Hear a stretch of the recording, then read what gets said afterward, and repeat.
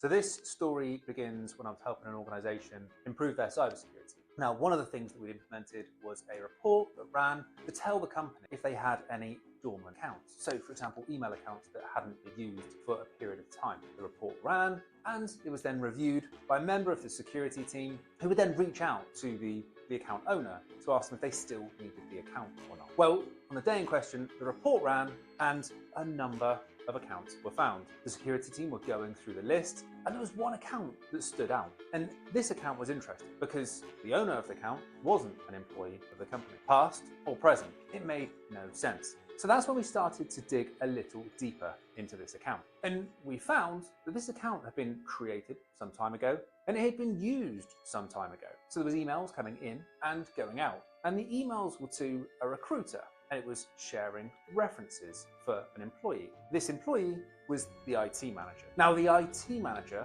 no longer worked for this company. When we did some further digging, we found that this account complied with our security requirements of having multi-factor authentication. This is why I hadn't flagged up sooner. And then when we looked at this multi-factor authentication, it was set up as an SMS push notification, so a message sent out to that phone. And the phone in question, the IT manager's phone that we had on the company records. The IT manager had been using this account to obtain glowing references for himself. He'd been telling the recruiter, "This is my previous employer, and I was fantastic in this role," and they will vouch for it. We immediately disabled this account. We then reached out to the recruiter and we told them what had happened. And we then reached out to the IT manager and asked him to stop what he was doing, telling him we were very much aware and were considering reporting it to the police. This should act as a lesson to everyone. It's vital to have an effective onboarding and offboarding process, but it's also important to audit activities such as dormant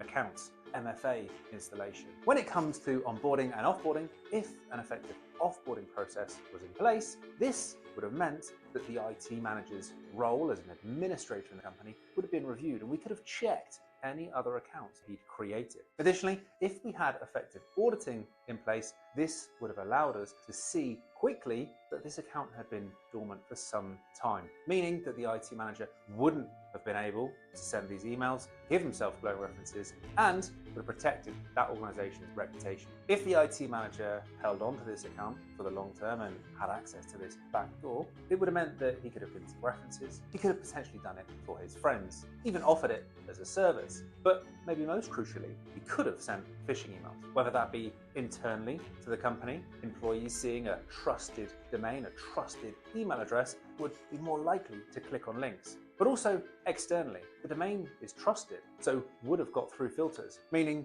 any link sent out is more likely to be impacted.